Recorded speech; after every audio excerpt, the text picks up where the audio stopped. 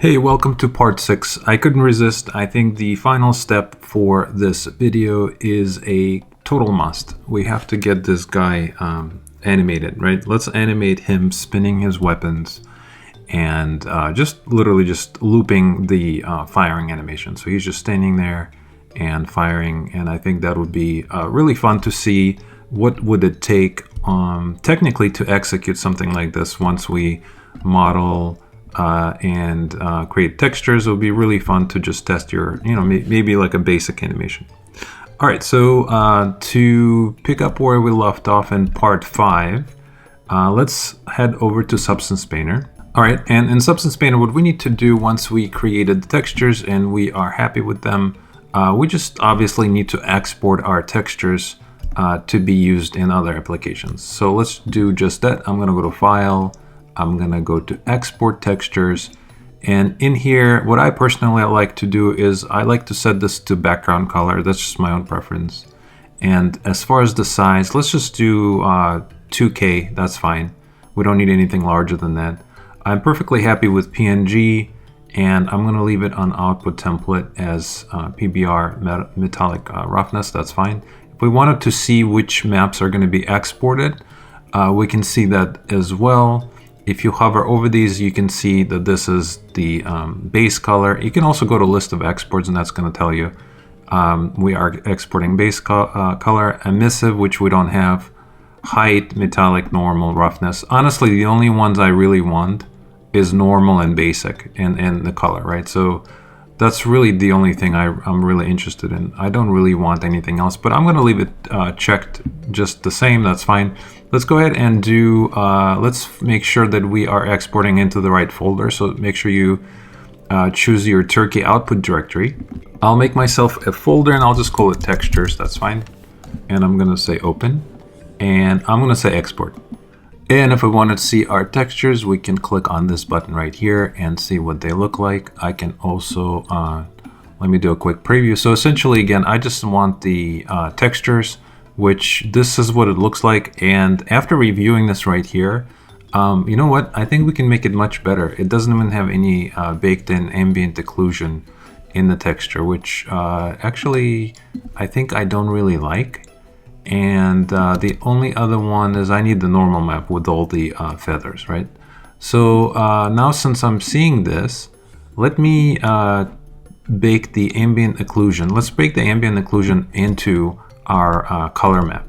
So what does that mean? If I go to this drop down right here and go to base color, I can see that this is the actual color map for this character, right? And what I could do is check this out. I can create a new layer on top, and then what I can do is I can grab the ambient occlusion. And I know it's kind of confusing, I'm sorry about that I have two maps, because in part 4 and 5 we created 2 different UVs. So just make sure that you, if you're following me along, just grab the proper one, the latest one. So I'm gonna get this latest ambient occlusion that we baked in part 5, and I'm gonna drag it inside the base color. All right. And what I'm going to do next is press Alt and click on this button here, because the only thing I don't want any of these. I just want the base color, and this is what it looks like. So now I have this ambient occlusion, right, as part of my color map, but of course I don't want to block my actual colors. So what I'm going to do is I'm going to come here and do, let's do a, we can do an overlay if you want, and that is going to be much better for a color map. You can see you have this amazing, interesting detail baked into the color map. Or you can play around with these. You can do soft light, and you'll get different effects, right? I'm actually perfectly fine with overlay. I think that's great. And now what I can do next is, let's go ahead and try this one more time. I'm going to go to File, Export Textures, and I'm going to say Export. And now let me take a look at that color map once again. So I'm going to click on this button again. And this time, if I review this, you can see that we have this all these shadows baked into the color, right? So that's quite a big difference. And I like this much better. All right. So let's go ahead and switch this back to material if we wanted to. And let's make sure we save our work. And the next step is going to be simply jumping into Maya and activating all of this stuff in Maya, right? All right, let's do that. So again, this is where we left off in part 5 in Maya. I told you not to scale or move this character because we needed him to be in a certain position and scale for baking. But now this is no longer the case. I actually wouldn't mind if he was much larger. And I also obviously don't want him to be under the grid, right? So I'm going to press spacebar and do Shift A. And let me just literally take my, I'm going to press W in this window here. And I'm going to put him on the floor. And I can see that this is the ground right here, right? That's the floor. Let's hover over this, press spacebar, and take a look. All right, so now he looks like he fits a little bit better into the Maya units. He's standing on the floor. He's a little bit larger. And the next logical step would be to plug our textures from Substance Painter for this character, right? So one thing that I want to point out, if you're making a game character, most likely you're not going to want to set up Arnold materials because that is not going to export well to other applications. So if you want to bring him, into Blender or like a web-based, like a GLB-based format, Arnold materials are not going to work. So you probably want to set up something like, let's go to material attributes and take a look. Right now it's Lambert, so I'm gonna, I'm gonna show you. If you go to assign favorite materials, you can do, of course, Fong. That's gonna work for every game engine, including Blender, and that's great. I don't really care about any of that. I just want to do a simple animation here in Maya. So I am gonna use Arnold lighting. So I am going to switch this to AI standard surface, and that's going to give me the Arnold material here in Maya, right? Which I like. And now what I would like to do is I want to plug in the map. So let's go ahead and go to material attributes, and as I said before, I just want two really. I just want the color map and the normal map. So for the color map, if I go into the base weight here, I want to make sure it's 100%, right? And for the color, I'm going to punch this all the way up, and let's just simply pick the file called color from Substance Painter. So I'm going to go to File and click on this little folder. I'm going to navigate to my textures folder, and here it is. It's called base color, and remember it's going to be a PNG, and I'm going to simply say open. All right. Once you say open, if you're following me along, it looks like nothing happened, but that's because you need to activate the texture preview, which is this little button right here. If you press that, you should see beautiful textures just kicked in. Honestly, I don't really want the wireframe anymore, but I really like the richness of this dark color as the ambient occlusion being baked in, right? And I know I have ambient occlusion turned on here as well, so I'm going to turn that off. And you can see it doesn't really matter, right? Because all of this is baked in. Now, for whatever reason, if you wanted to make it a little bit brighter, you can, of course, go back to Substance Painter. And in here, instead of leaving it at 100%, you can, of course, dial this down, right? And again, it's hard to see. Let's switch it to base color. And you can see all that dark stuff, right? Which is, in my opinion, really beautiful. But you can, of course, control this, right? So maybe instead of going, 100%, maybe we can go, how about 70, right? Or you know what, I'm really liking this. How about we'll do 85, right? So it's not as insane. So let me export this one more time, and I'm just going to overwrite the other file, right?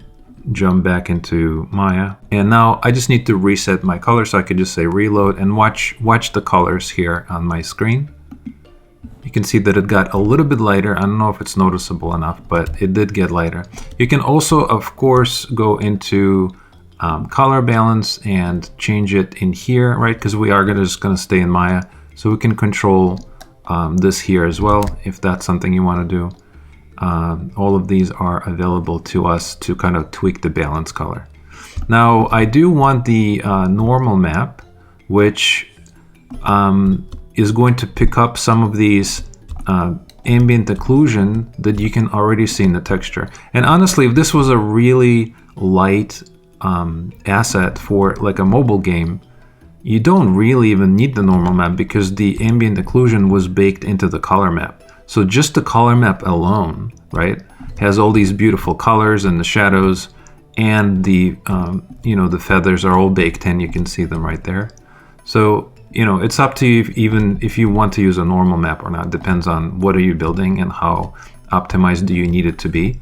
But just color map alone, I think, is all I need. But if you wanted to still plug it in, just go to Material Attributes, and into Geometry, you can plug in the bump map. So if I click on this button here and go to File, and if this is an Arnold renderer, I do need to switch this to tangent space normals. This is something you do for Arnold. And then I can click on this little button here and go to File and navigate again to my texture. And now if I say the normal map and say open, you should see the normal map kick in, and it's going to look very bad initially. And what you want to do is you want to change the color space to say raw. And that is going to make it much, much nicer. And you will see that the normal map is actually going to control some of the fur here, right? So if I go, so let me go back to Attribute Editor, and let's go back to Bump Map here. And let's click on this little button right here. We'll go, this is like a node navigator. You have something called Bump Depth, and if I start playing with this, you can see that this is indeed controlling the normal map of the character, right?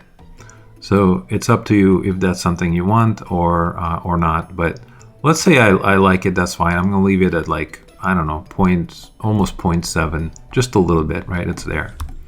All right, so that was pretty easy. That's how simple it is to take Substance Painter colors and plug them into here in Arnold, right?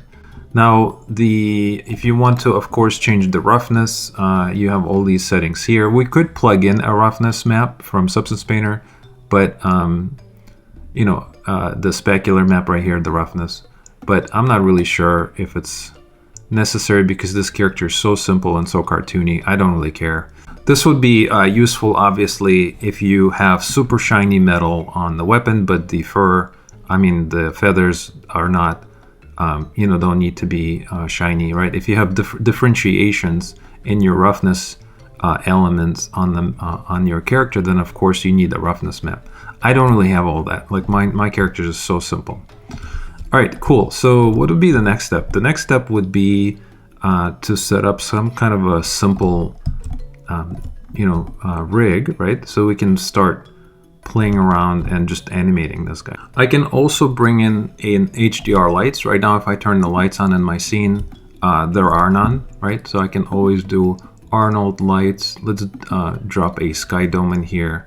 And if I go into my attribute editor under color, I can of course choose an HDRI map to be my environment map. So let me choose one. And you can download these HDR files for free from the internet. I use HDR Haven, the one that I like. I'll just try this one, say open.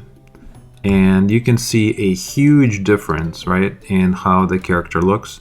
So this is with the HDR map, and then this is without, right? Big difference. Yeah, you can see all these reflections because the environment is actually reflecting off the surface. Now, I don't really want to see this, so I'm going to click on my light here, and under camera, I can turn this off, which means it's not going to render, right? If we render out an animation, I don't really want to see all this stuff on the back. I also don't really want to see this here, so I'm going to go to Show, Viewport, and let me just turn off my lights. I just kind of want to see my character in the 3D environment, or on the grid, right? And of course, now my roughness is messed up, so I'm going to go to Attributes, and let me just dial this down. I just want to maintain that kind of a plasticky toy look. And let's see, so what would be the next step? So now since we have the light set up, sort of, you can of course import more lights. You can even put the cool light in the back for like a rim light. Right now I don't even have one. So we have the textures plugged in, we have the light set up. We kind of scaled the character. Now, because we scaled him, we never really reset any of this. So make sure you click on this little button here to freeze the transformation, right? And you also see I have a lot of stuff here, so I'm gonna do clear history. I don't want any of that if we start rigging this character, right? All right, cool. So that would be kind of the first step to getting him ready for some sort of animation. So let's move to the next step, which is going to be creating just a really basic. Now, this is not going to be an advanced rigging tutorial. I just want to do something super simple. Essentially, all I want is just him firing the weapons, right? So if I think about which elements do I need animated, it's probably just going to be his belly, maybe bouncing up and down a little bit. The weapons obviously need to spin, right? And maybe his head, can go, back and forth. And that's pretty much it. I actually wouldn't mind if these were waving in the wind as well. I thought that would be really cool. And you know what? Now, since I'm thinking about this, these could even be using blend shapes instead of setting up joints for all this stuff. So many different options. Just like I feel like a kid in a candy store. There's so many ways of doing this. And it's nice because I'm not doing this for a project, so I don't really have any strict rules, right? Normally, if you're working for someone, they're going to give you very strict rules. Like, for example, you can only have so many joints or bones for the character. You can't use blend shapes. The topology has to be a specific number of faces or tries, right? Anyone who held a full-time position knows what I'm talking about. And this is not the case, right? We're just totally playing and having fun, experimenting. All right, cool. So what would be the first step to create some kind of a skeleton here? So I'm gonna press spacebar and let's find press Shift A. And Shift A didn't work because we have this guy on the way. So I'm gonna press H, do Shift A one more time. And I just really wanna look closely on my character. From the last video, I still have this button turned on, isolate. So let me do Shift A one more time. Very cool. Now in here, because I just hit this, my lights turned off, right? This is gonna actually, if you press H, it's going to hide the background, right? The HDR, but it's also going to mess up your preview. So let's turn the lights off for a second. And now let's just create a simple skeleton. So let's go into this view here, that's fine. And we wanna make sure that we don't accidentally select our character. So for that, we can turn off this button here, right? Which is not gonna let us select any meshes. And now let's just start drawing or creating a basic skeleton for our turkey. So to get that going, we need to go into rigging. And let's go to skeleton, create joints. And if I click on options, I'm gonna close my outliner for a second. But if I click on options, all of this should be the same. I'm gonna reset my tool to make sure that it is. So I match your settings. And now we just wanna start creating joints, right? Now for us to see the joints as we put them down, we do need to turn on this button here called X-ray. So that's going to allow us to see the joints of where we're putting them, right? All right, very cool. So let's start with the leg. I'm just gonna go bottom up. So for the leg, I am gonna create a joint right here, give him a knee, and then I'm gonna give him a foot down here, right? And I think that's gonna be perfect. Now, if I wanted to move these, I could still do that, right? I can move these around.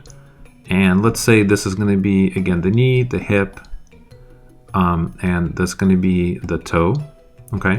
Now, I want to make sure that this aligns in every view, so I do need to go into the side view, and let's do the same thing. Let's turn on our X-ray button so we can see. Grab this, the top one, and let's just move it into position.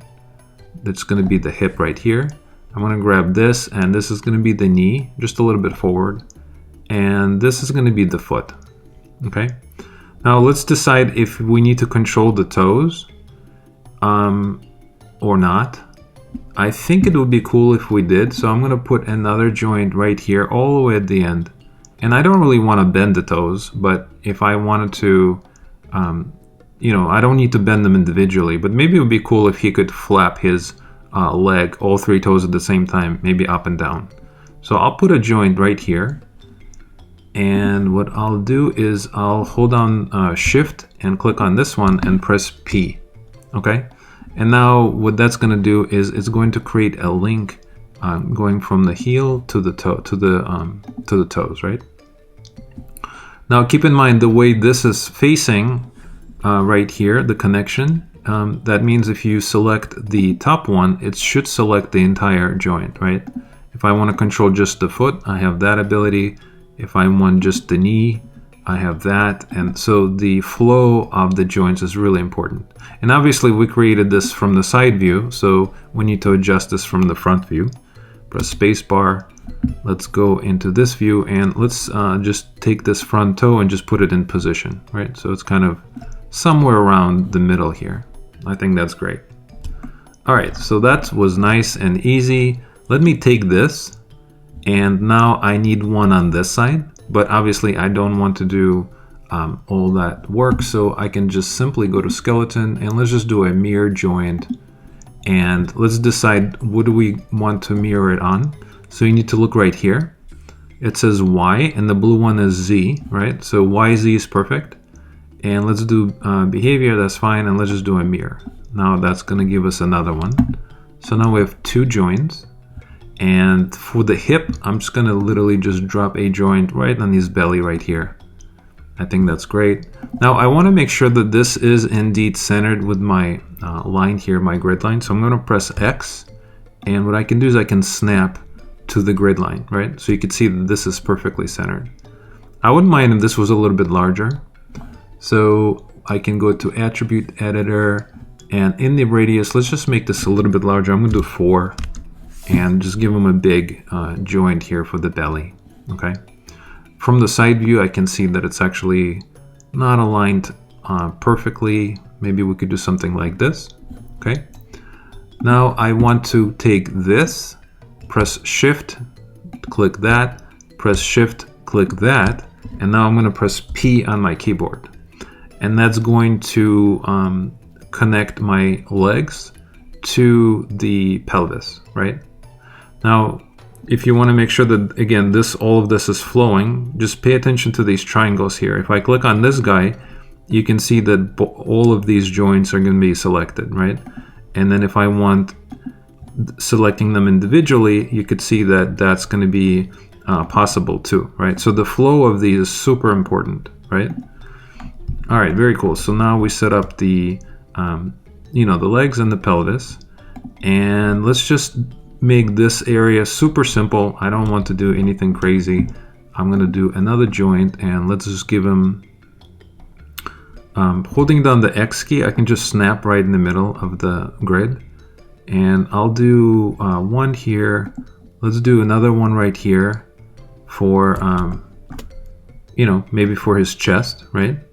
And we'll do one more like up here, and that's going to be, again, when I click, I was holding X the entire time, so it snapped in the middle. This is going to be like his head, right? Very cool. Let's go in the side view, and I'm going to press Alt middle mouse button to pan.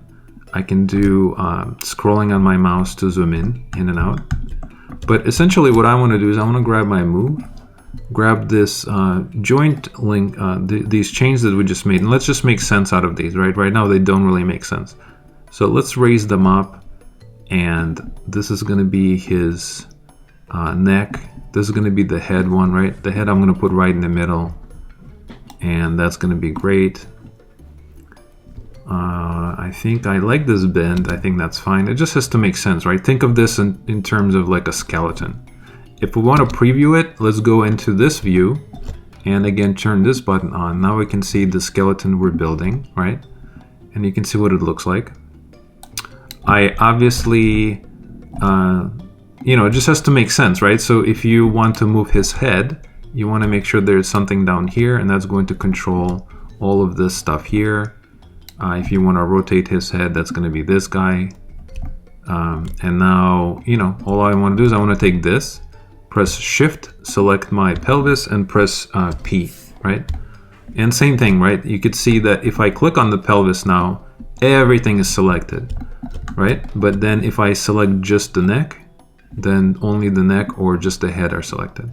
So all of that is really important. And now slowly we're building a custom character rig for our turkey. How cool is that? All right, he does have a tail. I'm not sure if we need to control the tail, but if we did, let's give him a joint there as well. So I'm gonna click on this joint, and I'll just plug one, drop one right here. And let's do something like this. We'll do one for all of it, right? I obviously don't want to create joints for every single tail piece. The only other thing that I'm thinking is if you ever want to bend the tail, this is not going to work, right? Because that's not going to give us any bends. But honestly, I don't really care. If I give this one joint controller, that could just move the tail as a whole, and I'm perfectly fine with that. I don't really want to make it more complex than it needs to be. So I'm just going to put it right here, and now all I need to do is just link it again to the pelvis, just like we did with the other one, right? We can't just have a floating joint in space. It has to be connected to the center of the character. So Shift, select the pelvis, and that's why I made this a little bit larger so I can see. So I'm going to press P, and now we have something like this. So again, if I select this one, it's going to select the entire thing, and that looks pretty sweet already. A lot of fun. Let's decide what else needs to be animated or moved. Obviously the wings. And I'm kind of thinking about the beak, right? Maybe we want to open his mouth or move the lips a little bit. I'm not, we're not gonna have him full on talking, but it would be cool if we had some controls over the beak. I think that would be really nice. So let's do that first. That's gonna be really easy. I'm gonna go to the side view, come here, grab my joints. I'm just gonna do one like here and then here. And I'm only looking at the bottom beak only. If I wanted to adjust this, I could still do that. Do something like this. I'm gonna go all the way to the end. So that's gonna be the bottom, the controller for the bottom one. Let's do one for the top. Do the same thing. I'm just gonna click here and here. Okay. And I can move this just a little bit, that's fine.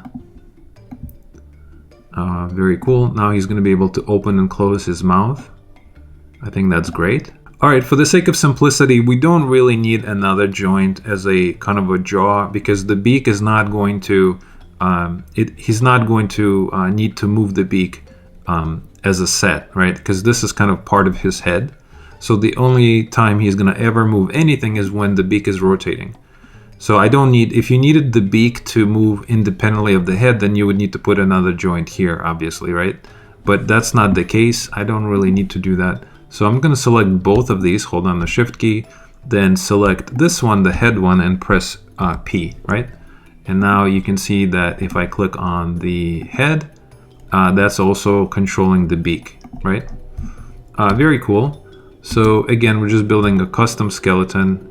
All right, really cool. Let's keep going. So next that we could maybe rig are the arms or the hands. So to do this, I'm going to do this from the top view.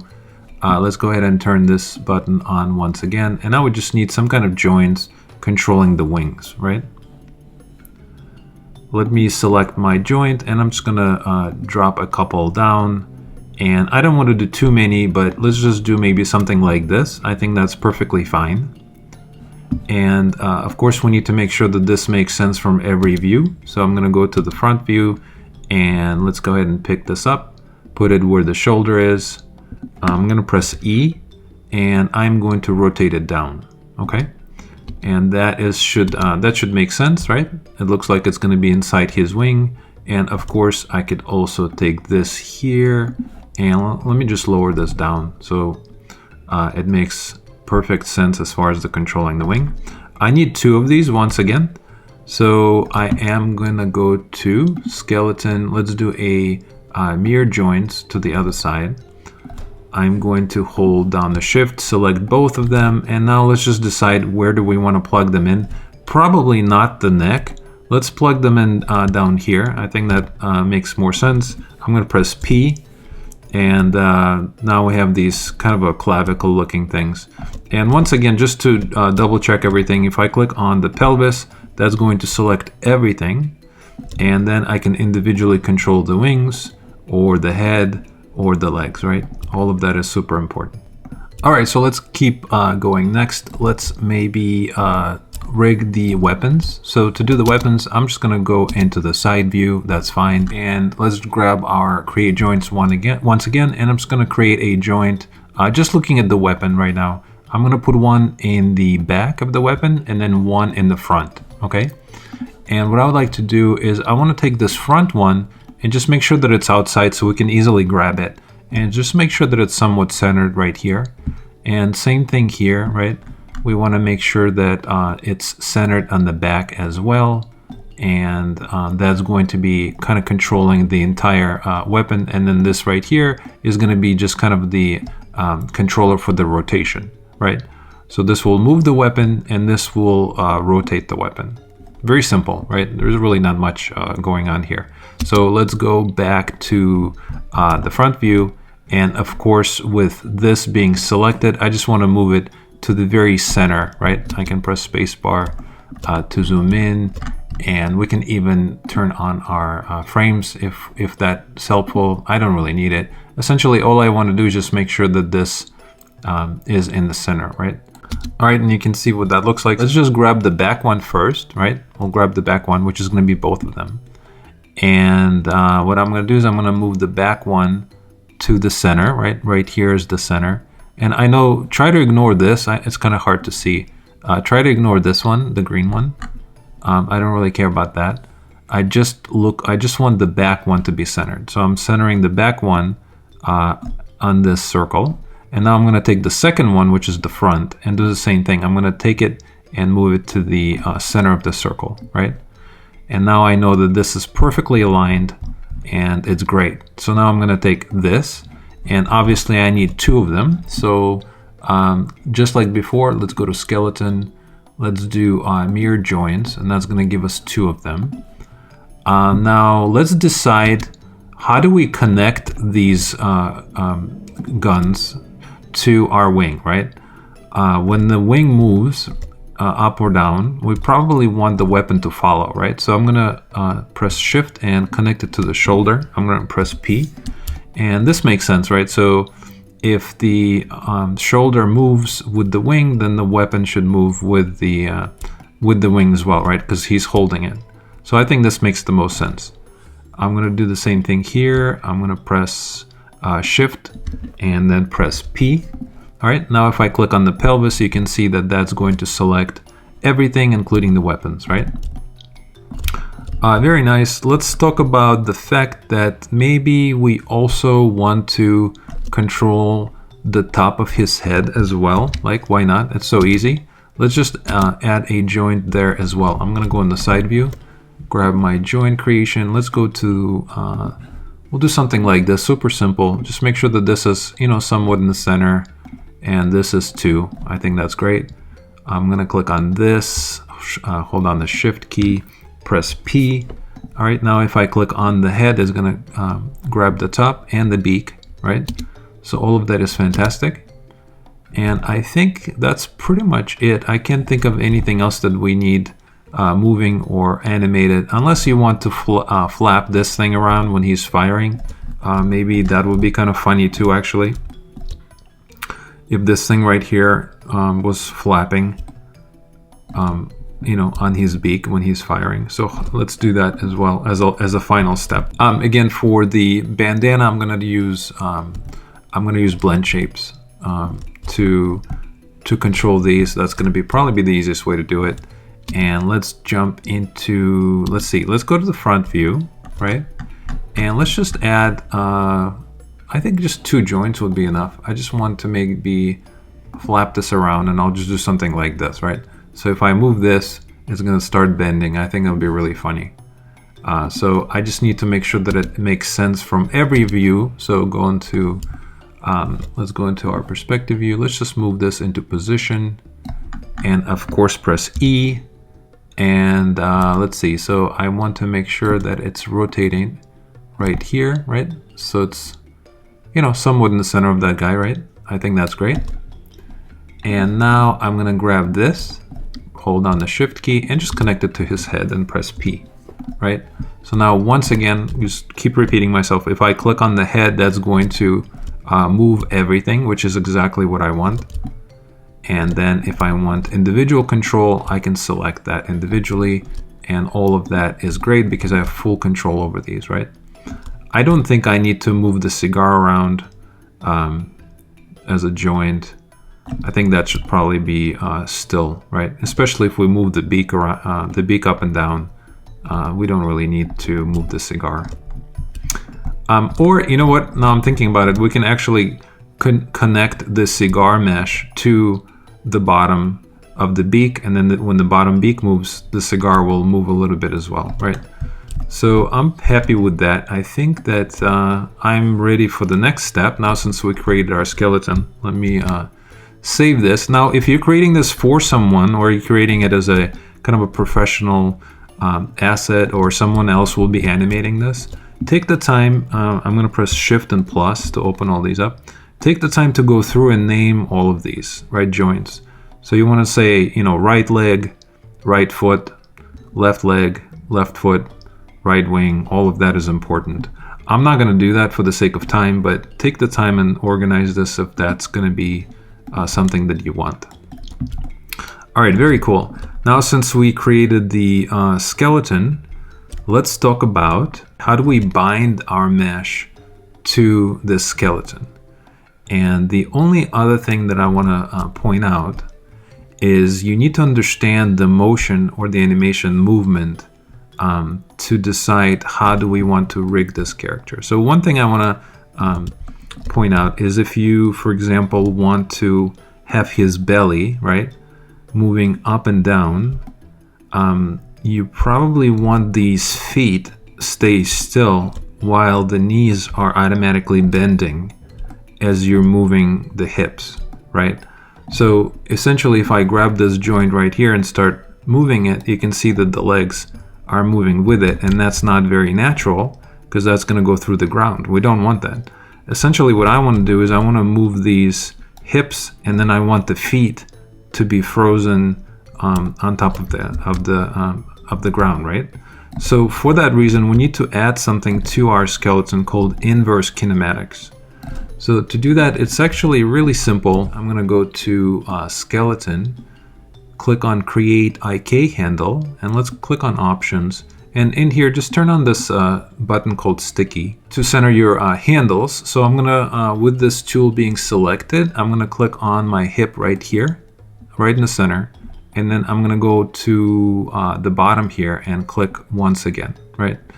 All right, it looked like nothing happened. This did change color, and now in the outliner you can see that there is a new handle called handle 1. Okay, if I grab my move and go to the side view and attempt to move the leg, you can see that now we have something really interesting where the leg is kind of moving, and it's going to be much easier to animate this leg, right? We created this inverse kinematics handle automatically, which is really cool. Now, does this solve our problem? Let's check it out. If I grab the pelvis here and try to move this down, it is giving me what I want, right? You can see that the knee is bending automatically and the heel is staying still, but now the foot is moving, and I don't want that. I want the foot to be still as well, right? So for that reason, I need to create another IK handle. So I'm going to go to skeleton, or I guess I could just click on this button right here. That's fine. Let's just select that. And let's create another IK handle going from the heel to the front of the toes, right? So now we have two. In the outliner, you see handle 1 and handle 2. If I select both of them and go to the side view and attempt to move them, you can see that now I have a lot of control over this foot.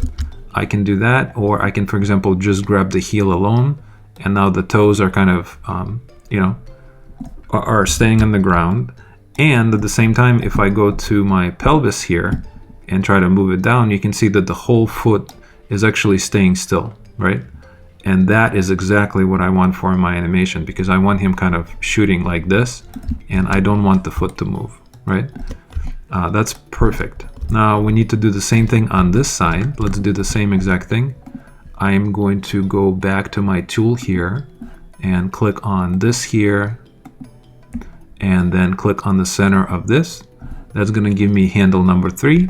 And then I need one more, so I'm going to click on this one more time, go to the heel and go to the toes, and now I have 4. So 1 and 2 will be his left leg, and then 3 and 4 will be his right leg.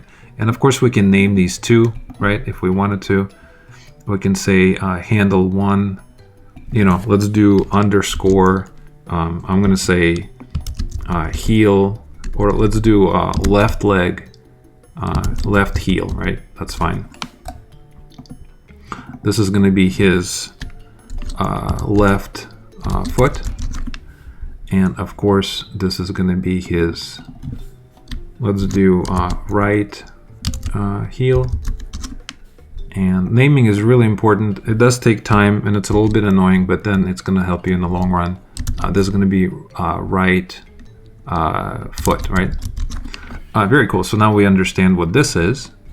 Very cool. So that's going to be kind of the end of building our custom skeleton. And if we wanted to, we can also click on this, go to isolate, and just review our skeleton, make sure we like it, it makes sense. I think it's great. Again, if I grab this, a lot of fun to play with, right? Now we have this, and we can, you could start seeing how the animation is going to work, right? Let's go ahead and move to the next step. The next step is going to be binding this mesh to the skeleton. So let's go ahead and do that as our next step. So what you want to do is you want to make sure that your skeleton is selected by selecting the pelvis. That's going to select all of them. All of the joints, and then you do shift and click on your mesh, and again make sure that this button is now turned off so we can select the mesh, right? And now to bind it, before you do that, make sure you do Control S to save your scene, just in case you need to go back. Go to skin, bind skin. Let's click on options. In here I'm just going to do edit, reset, and to keep this super simple, let's just change the closest distance to geodesic voxel, okay?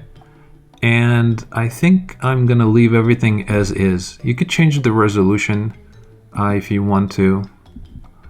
I am going to maybe, let's change this to 4, the maximum influence. And I'm gonna leave everything as is and just do apply and close.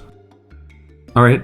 So now what we can do is we can test this. Let's grab our hip here, press W, and if we start moving it around, we can see that we have some kind of binding happening, right? And some of it makes sense and some of it does not. So we do need to clean up our weights. I can grab the neck here. I can press rotate and check it out and see what is working, what is not. Obviously, I don't want the bullets moving with the neck, so there's going to be some cleanup that's going to be necessary, right? If I wanted to test the top of his head, let's check it out. I like that it's controlling the top, but obviously I don't want to move the bandana. And same thing with the tail. Let's go ahead and check the tail. I think the tail is great, except again, I don't really want to move the weapons with it, right? But now we just successfully binded our mesh to our skeleton. And now the next step, we're just flying through these. The next step is going to be cleaning the skin weights for the joints so we get exactly what we want, right? One thing we didn't test is the weapon. I can grab both of these and see if it's... let's maybe check this. I think that's great. You can see what that looks like. I think that's really funny. Now we can do some crazy stuff. Again, we do have some cleanup here, which is going to be, you know, inevitable. There's going to be obviously always little cleanup. But we pretty much got about 85–90% there automatically, which is really cool. And as I was saying before, this is going to be our rotation for the weapon, which is not currently linked. All right, so now since we tested this, let's one by one do some cleanup. All right, so let's adjust our skin weights. It's actually not that difficult and somewhat fun. It just takes a little time, right? So let's maybe start from the top and we'll work our way down, right? So for the top, I'm gonna grab this. And again, if I move this, I like everything except I don't really want the top of his head moving like this, and I don't want the bandana moving like this, right? I just want this to be affected by the joint. So how do I control this? What I can do is I can select this, left click, let's go to face. I'm gonna double click on this, and I'm gonna hold down the shift key and double click on this. And now what I need to do is I need to tell Maya that please ignore these meshes when I move this joint, right? So with these both selected, I'm going to go to skin, go to paint skin weights, and click on options. All right, let's go ahead and close my, I'm gonna close my outliner. And now I'm gonna right click on this joint and say select influence, okay? And you can see the influence right here. All of this is showing you that it's gray, meaning all of this stuff is being influenced by this joint, right? And you can even turn on the color ramp to see it even better. You can see all this stuff here. So I don't want any influence again on these meshes. So I'm gonna go to paint. I'm gonna say replace, and I am gonna select my, I'm gonna leave the brush. That doesn't really matter. We're not gonna use the brush. Let's use the opacity at 100% and value at 0, right? And what I'm telling Maya is that at 100% opacity and 0% value, I'm going to flood every single vertex and disconnect it from this joint. So if I say flood, you can see that all the color has left. So even if I turn the color ramp, this is black, right? There's no color whatsoever, which means if I go back into the object mode, grab this joint here and attempt to rotate it, you can see that now it's only affecting the top, and everything else is perfectly fine, right? All right, so that was really easy. All right, I'm gonna go ahead and save, and let's move on to the next piece, which is gonna be our head. And if I move the head, I just need to make sure that it makes sense. I think it does make sense. I don't really see any correction that is necessary. It is bending a little bit, deforming, but you know what? I almost don't mind it, because if I do rotate this during my animation, it's going to be very subtle, and I don't really need to adjust anything. I think that's great. If you let's actually move him side to side and make sure he doesn't break. Yeah, I think that's pretty good. Let's go ahead and check this little guy on the side. And right here, I can see that I don't want anything else to be affected. I just want, you know, this, right? So same thing. Let's go ahead and do, go to face.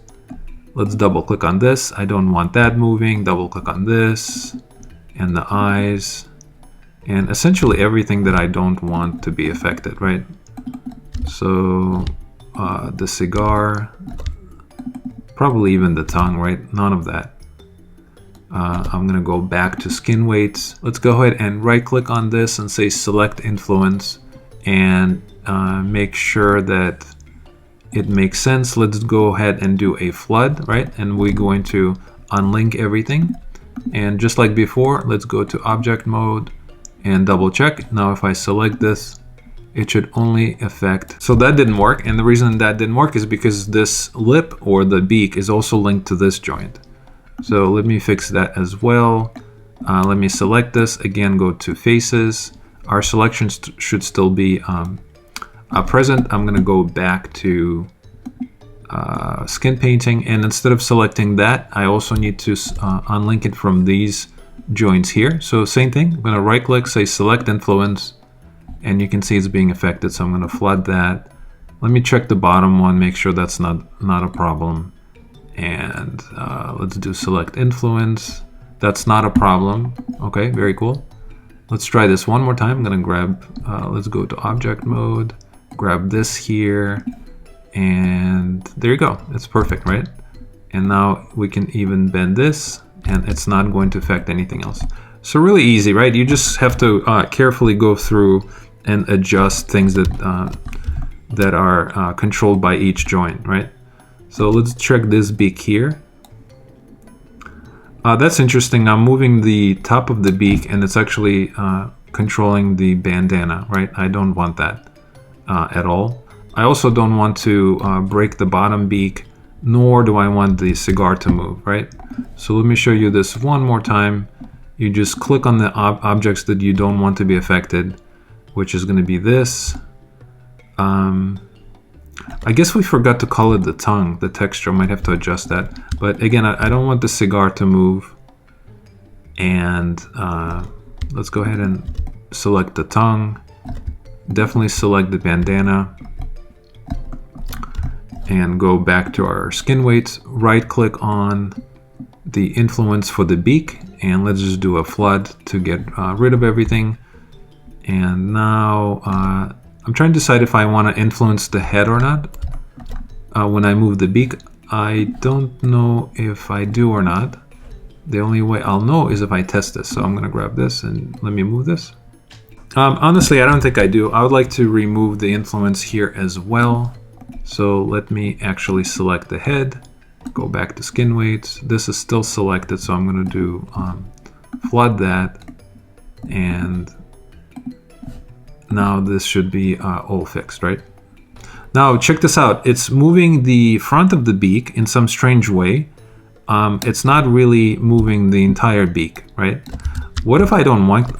What if I don't like that? What if I want? Also, I need to make sure that my rotation is back to 0. Let me back this, lower this back down. What if I want this controlling the entire beak, right?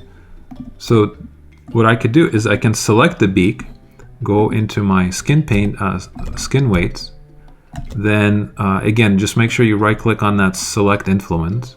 And now instead of doing a value of 0, I can flood it 100%. And if I flood it 100%, that's going to assign every single vertex to that joint, which means if I go into object mode and grab this joint here, right? I know that every single vertex of this top beak is now flooded with a value of 100, so the whole beak is going to move, right? So now if I do this, you can see that it's not going to be bending, it's actually rotating the entire thing. And let's say maybe that's a little bit better, right? I can also see that it's affecting my eye here, which I need to fix. But essentially that is the process of going through and making tweaks, right? I think I'm gonna let you guys do the rest. The only other thing that is might be a little more confusing is maybe doing the weapon, right? How do we make sure that this weapon is connected to the rotation, right? I want to rotate this. So how do I rig that rotation? What I'm going to do is I'm going to select this joint here. Let me go into my outliner, and with this joint selected, 25, let me call this, I'm going to give it a name. I'm going to say left weapon, right? So I know that's going to be left weapon. If I click on this one here, I know there's going to be this joint here, and this is going to be called, instead of joint 26, let's just say left weapon front. Okay, so now I have left weapon and I have left weapon front, and that's going to help me with the binding. Let me do the same thing with this one. I'm going to select this guy here, and this is going to be, instead of saying joint 27, I'm going to say right weapon, and I'm going to select this joint here, and this is a joint 28. I'm going to rename that, and let me say right weapon front. Okay, so that's going to be helpful. Now what I'm going to do is I'm going to click on this mesh, right click, go to faces, and essentially I'm just going to double click on all the areas or all the elements that I want to be rotating during the firing. So all of this here, all of this, and even this, right? All of this I want to be rotated. So what I'm going to do is I'm going to go to skin weights, and essentially I want to take all of these points that are currently selected, and I want to link them to the front of the weapon, right? So let's go ahead and right click on this here and say select influence.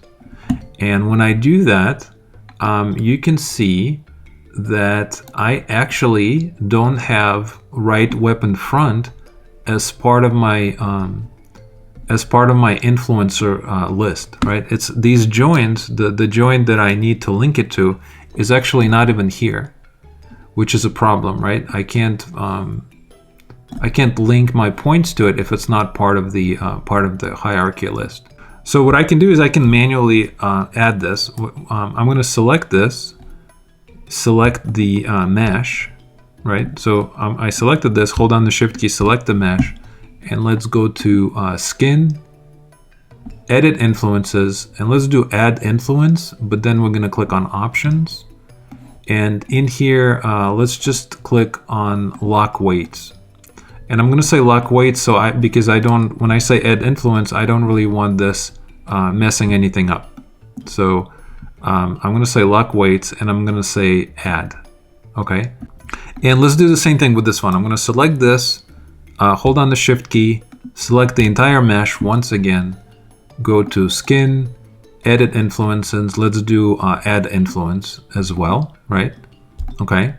So now since we added these two to the mix, I can select the mesh, go to Faces. This selection should still be available to me, right, from the previous selection.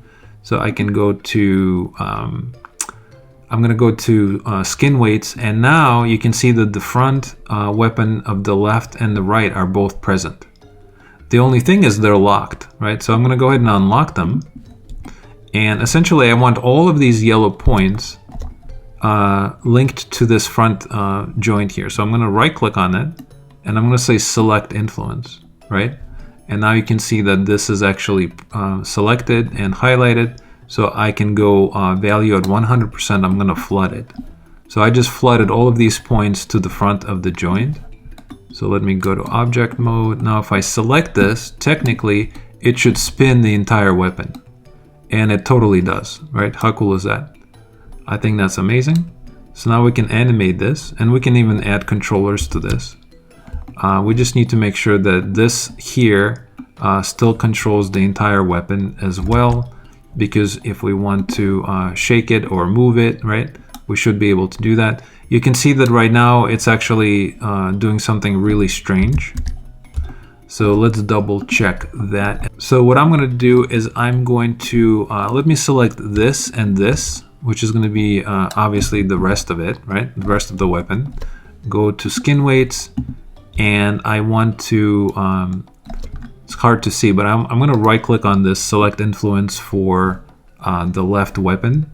And you can see that some of these are not, you know, the weights are not 100%, right? Because there's like gray and black here. So I'm going to flood it to at 100% to the back joint. And that is going to be awesome, because now that means if I grab this back one and attempt to move it, right, I know that this is going to perfectly control the weapon, and it's not going to distort it because all of these points are perfectly linked at 100% value to both of these, right? This is going to be the entire weapon, and this is going to be the obviously the rotation of the weapon, right? So that's pretty cool. All right, very nice. Let's go ahead and undo this, put it back. Okay, so the rest should be exactly the same. So you should go ahead and rig the other side of the weapon and do any other touch-ups that, that are necessary on your end.